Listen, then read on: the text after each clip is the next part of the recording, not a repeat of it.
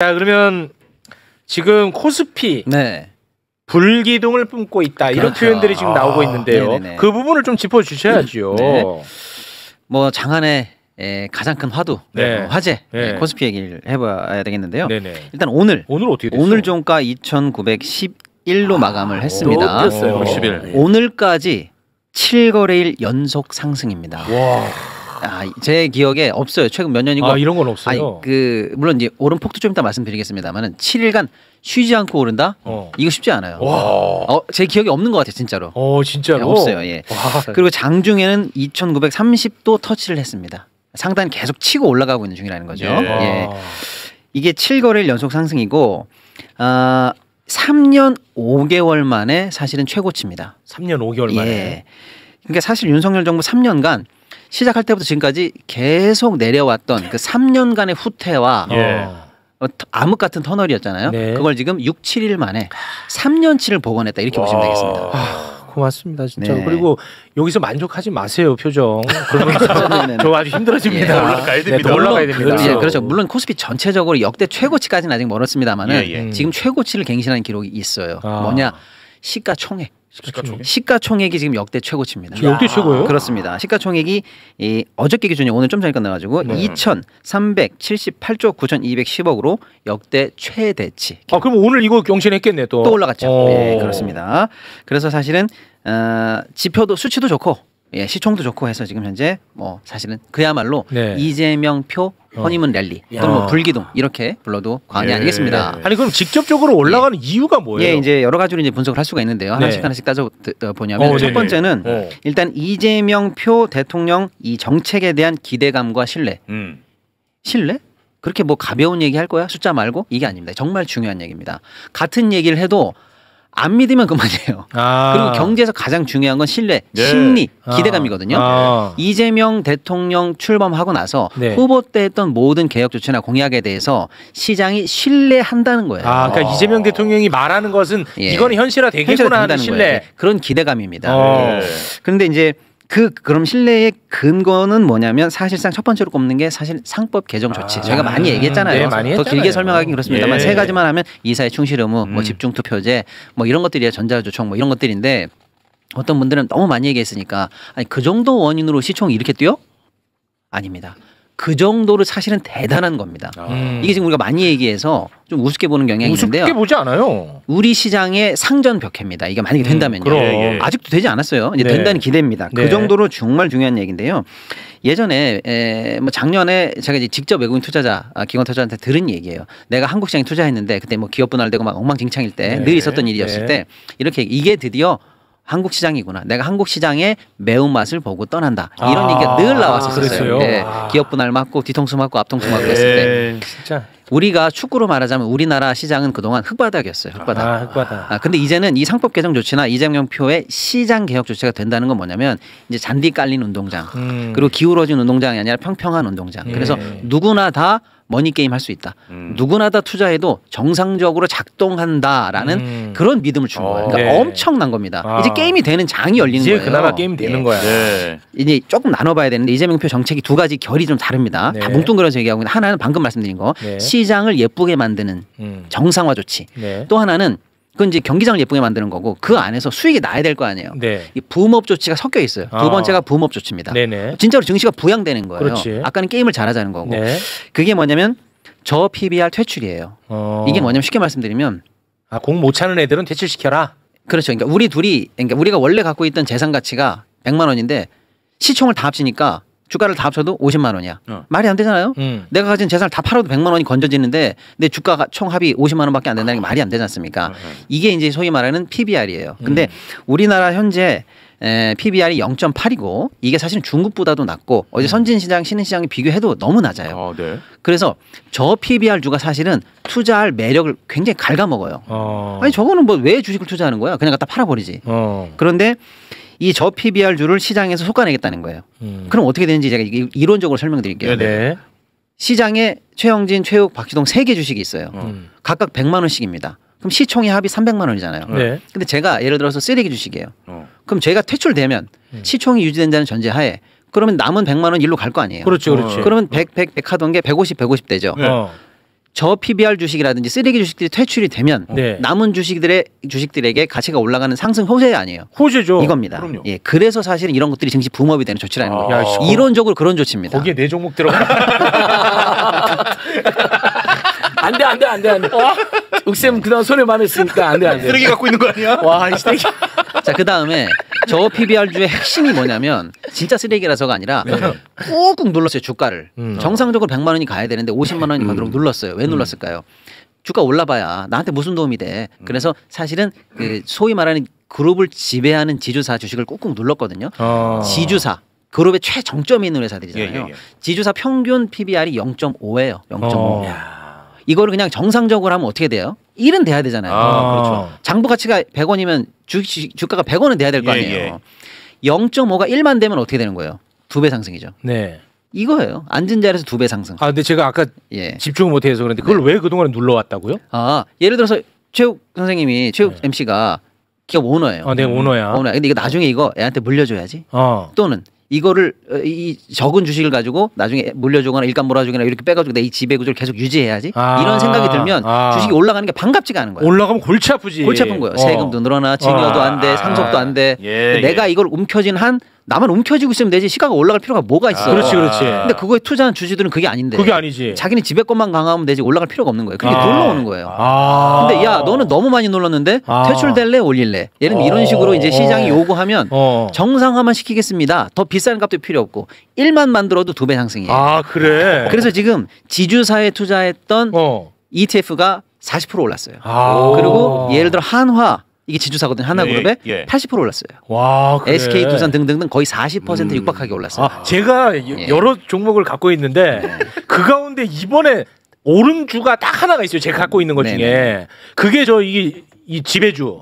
이게 엄청 올라가더라고. 지주사. 지주사. 근데 아직도 멀었어, 나. 아직 멀었죠. 그러니까 이제 이런 게 이 새끼들이 일부러 눌러놨었어? 맞습니다. 진짜 나 그것도 모르고 내 마음만 점점 전전긍긍하고 진짜 나쁜 놈들. 그러니까 요거는 아까 이제 경기장을 예쁘게 한 거고 이제 그 안에서 이제 득점이 잘 되도록 하는 재밌는 포인트잖아요. 올리는 거.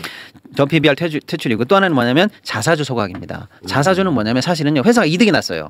그럼 주주들한테 고생하셨습니다. 그러고 배당을 주던지 해야 되는데 배당을 주는 것과 유사하게 사실은 자사주를 사는 거예요. 시장에서. 예를 들면 시장에 주식이 100주가 있는데 회사가 이득이 났어요. 그럼 나머지 회사에서 시장에서 100주를 50주를 사서 어떻게 없애버려. 소각입니다. 그러면 이 회사의 주식이 반이 없어진 거죠. 그럼 남은 사람의 주식 가치가 2배 오른 거랑 마찬가지잖아요. 그래서 자사주를 사면 소각을 해야 돼요. 그래야 주주들한테 이득이 돼요. 그러네. 근데 자사주 산 돈은 뭔 돈이에요? 남은 돈으로 산 거잖아요. 그렇죠. 자사주 안 살려고 그랬으면 원래 뭐 했어야 돼요? 배당했어야 되는 거예요. 그러니까 주주 입장에서는 배당이나 자사주 매입이나 똑같은 거예요. 근데 자사주를 사놓고 그동안 소각을 안 해. 그럼 주주들은 뭐예요? 배당 받을 이익도 상실한 거고 기회도 상실한 거고 내 주가가 올라갈 기회도 소각을 안 하는 게 상실된 거잖아요. 이걸 내버려두지 않겠다는 거. 앞으로 자사주 소각해라. 그럼 뭘로 내버려두지 않을 수가 있는 거예요? 법도 바꿀 수 있고요. 법으로 하는 거예요? 그다음에 야 소각장 설치해. 뭐 하는 거야? 다 태워. 자사자 소각을 의무화하는 여러 조치를 이제 강구하겠다는 거예요. 그다음에 이제 직접적으로 배당을 유도하겠다는 거예요. 요게 어제 이재명 대통령이 거래소 가서 회담했던 것 중에서 뭐 2시간 3시간 회담했잖아요. 이게 가장 중요한 겁니다. 야 그걸 내가 오늘 영상 준비했었잖아 아까. 내가 잘 캐치했지. 그랬어요? 그럼 진짜 그 포인트 하나를 잡아냈어요. 포인트를 내가 딱 잡았잖아. 그거 잡았잖아. 이거 안 믿네. 다시 그거 한번 보고 갈까요? 네, 다시 보고 갑니다. 저는 봤어요. 가만히 계세요. 일찍 봤어요. 저는 봤어요. 가만히 계세요. 주가 조작 폐가 망신. 그다음에 배당 많이 주면은 세제 혜택이 있다는 거. 분리고 하세요. 그거 다시 한번 보고 갑니다. 대한민국 주식시장에서 장난을 치다가는 패가 망신한다 라는 걸 확실하게 보여주는 오늘 첫날로 삼도록 하겠습니다. 우리나라는 배당을 안 해요. 그래서 배당을 좀 촉진하기 위한 뭐 세제 개편이나 제도 개편을 저희가 준비하고 있습니다. 저 어때요? 이거 제가 만들어 놓은 거 어때요? 너무 엑기스를 잘 뽑으셨어요. 근데 이제 보통 분들은 좋은 조치인가 보다 이 수준에서 의미를 이제 생각하실 수 있는데 그 수준이 아니에요. 이거는 아까 만든 상법 개정안처럼 이건 상전 벽해할 내용입니다. 이게 정말 중요한 내용이에요. 의미를 제가 다시 한번 해설해 드릴게요. 이런 거예요. 예를 들어서 배당을 너무 안 하잖아요. 얼마나 안 하냐면요. 예를 들어서 미국 정도에 비하면 80%도 안 돼요. 그러니까 우리가 배당 성향이 약 20몇 %인데 미국은 40몇 %예요. 그러니까 주요 선진국에는 배당 많이 하는 나라에 비해서 절반 수준이고 일본, 중국 뭐 이웃 나라들보다도 못해요. 배당을 너무 안 해요. 자 그런데 이제 배당을 많이 하게 된다면 어떤 일이 생길까요? 이런 거예요. 예를 들어서 지금 우리가 주식하세요 하는데 많이 안 하시는 분들이 이렇지. 아, 나 그냥 위험해. 그냥 은행에 넣어서 3-4% 받고 말래. 그게 안전하고 마음 편해. 근데 배당이 올라가면요. 은행에 놔두면 바보가 되는 거예요. 내가 이거를 매번 느껴. 나 뭐냐면 자 보세요. 제가 이제 금융 거래를 하려면 그 인터넷 뱅킹 하잖아요. 그럼 항상 저는 국민은행을 딱 치고 홈페이지에 들어가는데 국민은행을 딱 치는데 주식이 엄청 올랐어요. 국민은행이. 그래서 내가 그 볼 때마다 아우씨 이걸 은행에 넣지 말고 국민은행 그 주식을 살 거 매번 그 생각하면서 들어가거든. 그 얘기잖아. 그러니까 예를 들어 근데 이거는 주식도 오르는데 배당도 또 받아. 정확하죠. 2번이야. 맞습니다. 예금은 물론 안전하다는 장점은 있습니다만 2-3%, 3-4%잖아요. 근데 배당으로 4%, 5%씩 계속 배상이 나오고 가만히 두면 그 회사가 자본이익으로 주가까지 올라간다. 그렇지. 일거양득이거든요. 일거양득이야. 그런 수요를 가지고 이제 시장에 새로운 수급을 만들 수 있는 그런 요인이 되는 거고요. 또 하나는 배당이 높아지면 뭐가 좋냐면요. 아까 우리가 예금은 그래도 이럴 일은 없어. 근데 주식은 그래도 위험하지 않은 이상이잖아요. 배당을 많이 주잖아요. 잃지를 않아요. 주식시장의 하방을 막아주는 효과가 있어요. 이게 보통 문제가 아니라니까요. 왜냐? 하방을 막아줘. 예를 들면 10,000원의 배당을 뭐 1,000원 받을 때 하고 그럼 뭐예요? 10%죠. 근데 주가가 5,000원이에요. 그럼 배당을 1,000원 줘요. 그럼 어떻게 되는 거야? 2배잖아요. 벌써 수익률이. 주가가 떨어지면 배당 수익률이 떨어지는 만큼 2배, 3배가 되는 거예요. 점점 더 매력 있죠. 이해되시죠? 그러니까 주가가 떨어질 때 같은 막아주는구나. 배당액을 주면 수익률이 기하급수적으로 커지기 때문에 그걸 살려고 들어와요. 그러니까 배당주가 활발하게 된다면 좋다. 배당을 노리고 들어오는 것도 있지만 주가를 하방을 막아주면서 우리 시장 전체 밑바닥을 완전히 공고하게 만드는 드라마틱한 수예요. 근데 이게 왜 핵심인지 아세요? 이게 너무나 중요한 조치인데 한 발 더 들어가 볼게요. 너무 중요한 조치를 설명 좀 드려볼게요. 배당을 이제 받잖아요 우리가. 그러면 배당을 받으면 그래도 보통 그래도 많이 투자하시는 분들이니까 보통 종합소득세를 내요. 내 소득을 다 합쳐서 내는 소득. 그러면 보통 고율 소득 구간에 보통들 많이 걸리기 때문에 한 48% 이상 세금을 냅니다. 최고세율. 세율을 세금을 내요. 그러면 재벌들 이재용이나 이런 사람들이 배당 1년에 막 100억씩 200억씩 뭐 500억씩 받으니까 그 사람들은 종합소득세를 내면은 한 200억씩 세금을 내야 되는데 지금처럼 만약에 배당을 종합소득세에서 빼. 그래가지고 배당에 해당하는 거는 종합소득세 합치지 말고 빼자는 게 분리과세거든요. 빼서 15.4% 단일 세율로 내자. 그러면 200억, 300억 내는 사람이 20억, 30억 내요 세금. 그렇지. 그렇지 않아서 많이 받는 사람들이. 그러니까 그 동안은 부자 감세가 된 거예요 이게. 부자들이 감세폭이 더 커. 그러니까 배당소득 분리과세하면 부자 감세다. 지금 부자 감세할 때야. 또 재벌들 지금 그거 세금 깎아줄 때야. 이런 식으로 공격을 받았는데 또 이게 하나 포인트였고요 그동안. 두 번째가 지금 재정이 엉망진창이잖아요 나라 세금이. 고간이 텅텅 ቢ었다는 거 우리 얘기 많이 했잖아요. 그러니까 배당소득세라도 들어와야 고간이 조금 차는데 지금 굳이 세금 깎아주는 조치는 하지 말자. 이런 두 가지가 좀 꺼림칙한 게 있었어요. 그래서 이재명 후보 때 또 김문수 후보 둘 다 배당소득 관련해서 완화해 주자는 정책을 처음에 냈다가 막판에 두 분 다 공식에서 뺐어요. 그래서 시장에서는 어떻게 되나 궁금했거든요. 어제 이재명 대통령으로 컴백해서 일주일 만에 선언한 거예요. 배당소득 분리과세 간다 선언한 거 아닙니까? 시장이 어떻게 가야 되는지 대통령이 못을 박아준 거잖아요. 대단한 선언입니다. 그러면 조금 국가 재정에 손실이 있더라도 또 일부 부자 감세폭이 더 커지더라도 시장 정상화를 위해서 더 많은 사람들이 혜택을 보면 시장이 붐업될 거 아니냐. 그 방향으로 간다고 어제 정부가 선언한 거나 마찬가지예요. 의미가 굉장히 큰 겁니다. 이거는 부자 감세 네이밍 붙이면 안 돼. 시장 정상화 조치입니다. 그런 거 어디서 그런 얘기 하지 마세요. 그 포커스를 맞추는 게 맞다라는 거를 얘기를 해야 되는데 이제 대통령의 입으로 그 얘기를 했다는 거예요. 그런 자본 같은 거 중요한 게 아니고 순기능이 더 큰 거다. 그렇습니다. 그쪽으로 가자 이렇게 선언을 한 거예요. 이게 배당소득을 무조건 분리과세하는 게 아니라 배당을 많이 하기 위해서 배당 성향이 35%인가 이상이 되면 분리과세하는 거라서 각 기업들이 배당을 많이 하게 유도하는 거지 유도. 그래야 투자한 분들이 이 주주자본주로서의 그 재미와 이익을 동시에 느끼죠. 그러니까 이런 식으로 지금 배당을 많이 주라고 유도한 건데 원래 이제 그 이재명 대통령을 악마화한 쪽은 예를 들어서 이런 것도 그냥 배당 안 주면 그냥 다 감옥에 쳐넣을 거야 막 이렇게 생각을 해왔던 건데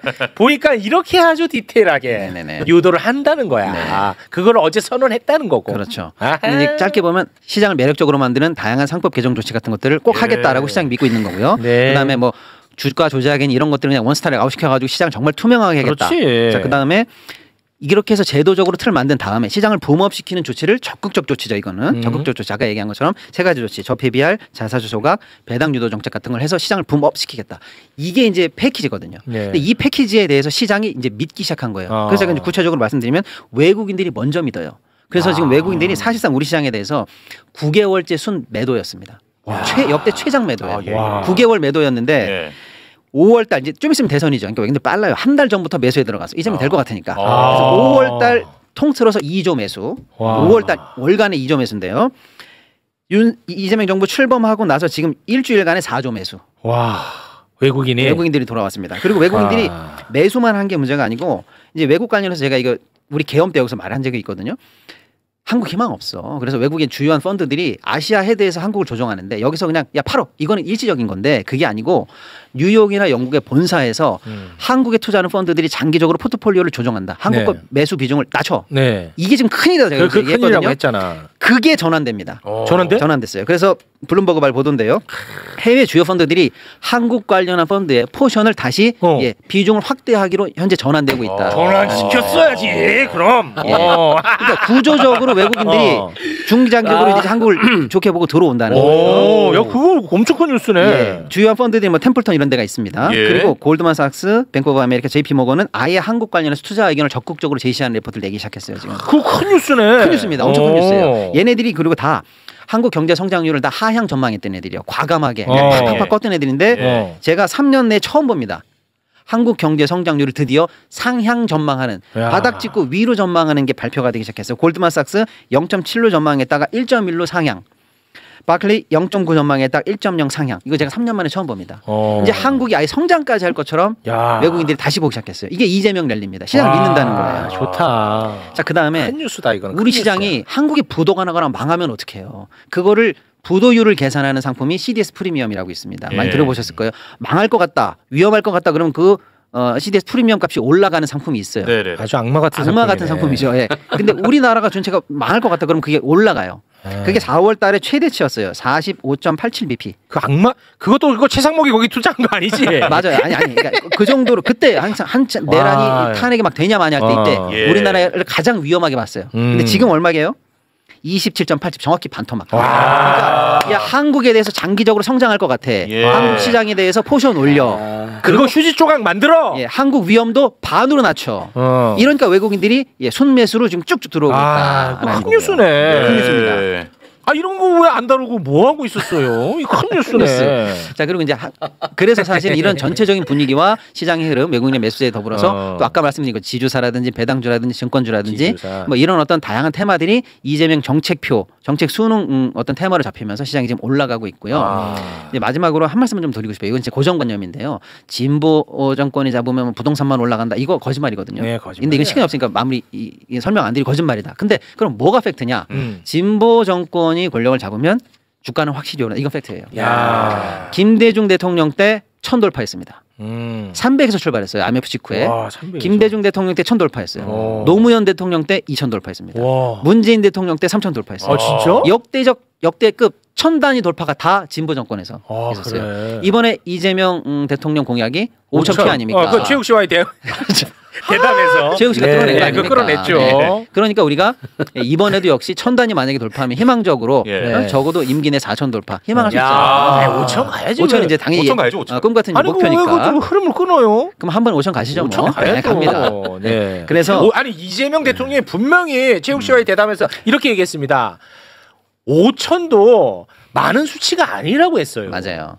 한국 경제 규모를 보면 높은 수치가 아니라고 했습니다. 우리 체육 투자자와의 대담했었잖아요. 체육과의 대담. 그러니까 우리 시장에 그냥 PBR이 1만 돼도 그냥 3000이에요. 그러니까 이건 어려운 게 아니에요. 아까 PBR 얘기했잖아요. PBR. 시총 평균 1 만들면 그냥 3000은 그냥 갑니다. 그러니까 어려운 게 아니에요. 그래서 최근에 이제 그 증권사들이 전망을 전부 다 일제히 상향하기 시작했는데요. 뭐 최고 상향한 거 하나만 말씀드리면 KB증권이 내년에 3240은 간다. 라고 해서 3000대를 넘는 전망들이 지금 속속들이 나오고 있어요. 그러니까 이거는 뭐 그때 그 코로나 때 이 막 주식 붐 일고 저랑 같이 하던 그 정영진 막 얻기 힘들어가고 할 때 그때가 그 코스피가 몇이었어요? 그때가 대한민국 역사 이래 최고점이 그때예요. 그 언제? 얼마예요? 2021년이에요. 그거 얼마야? 2021년 역대 최고치는 네. 3천 그러니까 종가 기준으로 하면 3,305. 그때가 3,300이야. 예, 대한민국 역대 최고치가 3,305. 근데 장중 터치한 거는 3,316 터치. 그러니까 대충 3,300이 역대 최고치예요. 3,300. 그러니까 거의 지금 최고치 근접해서 7일 만에 가고 있어요. 근데 지금 문제는 뭐냐면 문제가 아니라 사실 너무 많이 올랐잖아요. 7일이면은 설레네. 폭이 뭐 많지는 않지만 7일 연속 상승하는 건 쉽지 않거든요. 네. 중간에 당연히 차익 매물도 나오고 네, 뭐 하루 좀 쉬어가야 되는데 어제쯤 하루 쉬었어도 됐어요. 그리고 오늘 있죠. 오늘도 하루 좀 쉬었어도 됐어요. 왜 오늘은 이제 선물 옵션 만기일이거든요. 이런 날은 관망세거나 문제가 많아요. 그런데 오늘까지도 기염을 토하면서 7일 연속으로 올랐기 때문에 이거는 거야. 불기둥입니다. 이게 불기둥이야. 야, 이게 가는 거야. 쉬긴 뭘 쉬어. 그동안 많이 쉬었잖아. 그래 많이 쉬었다 맞아. 주식 그래프 더 열심히 일해. 그동안 많이 쉬었잖아. 뭘 또 쉰다 그래. 너무 내려가면 했잖아요. 그래서 이것을 처음에는 허니문 랠리라고 그러던데 요즘은 이재명 랠리. 아니, 허니문 랠리가 아니야. 그렇죠. 얘기를 들어보니까 다 근거가 있는 근거가 있는 상승입니다. 그렇죠. 지금 주식 투자하는 분들은 갓재명 랠리라 말도 씁니다. 난리 났습니다. 그래. 그냥 된 게 아니고만 이게. 그냥 올라가 그냥 대통령 바뀌었다고 그냥 희망 이런 것도 있어요. 거기 이제 허니문 랠리고 이건 그게 아니라고. 그렇습니다. 됐다. 네.